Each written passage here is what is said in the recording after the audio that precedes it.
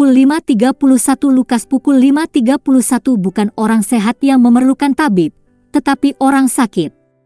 Saya tidak datang untuk memanggil orang benar, tetapi orang berdosa untuk bertobat. Lukas pukul 5.31 komentar, pertobatan, untuk menjadi sahabat Allah Anda mungkin harus berubah. Pertobatan dosa adalah syarat untuk memasuki kerajaan, serta pertobatan dari hal-hal lain yang telah Anda tolak di dalam Tuhan. Petrus berkhotbah, oleh karena itu biarlah seluruh Israel yakin akan hal ini, Allah telah membuat Yesus ini, yang kamu salibkan, menjadi Tuhan dan Kristus. Ketika orang-orang mendengar ini, hati mereka tergerak dan mereka berkata kepada Petrus dan para rasul lainnya, "Saudara, apa yang harus kami lakukan?" Petrus menjawab, "Bertobatlah dan kamu masing-masing dibaptis dalam nama Yesus Kristus untuk pengampunan dosa-dosamu." Kisah Para Rasul 2:36-38 Dia memanggil mereka tidak hanya untuk bertobat dari dosa-dosa mereka secara umum, tetapi lebih khusus lagi untuk bertobat dari penolakan mereka sebelumnya terhadap Yesus Kristus sebagai Tuhan dan Kristus. Menerima raja adalah syarat memasuki kerajaan. Tapi itu juga termasuk menerima semua yang dikatakan raja, seperti apa yang merupakan dosa dan apa yang merupakan perilaku yang dapat diterima di kerajaannya. Yohanes Pembaptis mengkhotbahkan pertobatan, mengatakan, menghasilkan buah sesuai dengan pertobatan.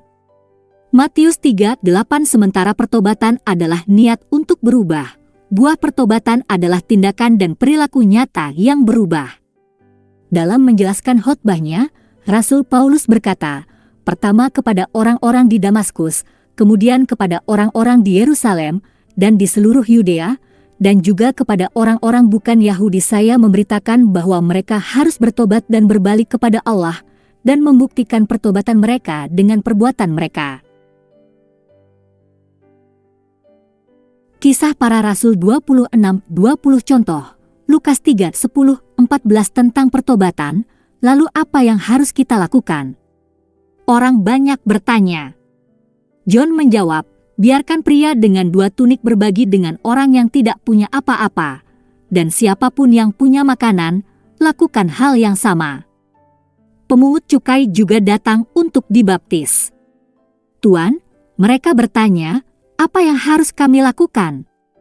Jangan mengumpulkan lebih dari yang Anda butuhkan, kataku kepada mereka. Apa yang harus kita lakukan? Dia menjawab, jangan memeras uang dan jangan menuduh orang, puaslah dengan pembayaranmu. Dan mengenai daftar dosa yang panjang itu di 1 Korintus 6:9-10, tertulis tentang orang Kristen di ayat 11, dan inilah beberapa dari kamu dahulu. Mereka tidak lagi berperilaku seperti itu karena mereka bertobat. Oleh karena itu, untuk menjadi sahabat Allah, Anda mungkin harus mengubah sikap dan gaya hidup Anda.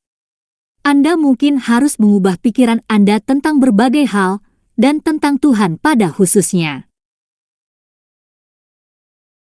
Pertanyaan diskusi minimal, perubahan seperti apa yang Tuhan minta agar manusia diterima sebagai anggota kerajaannya?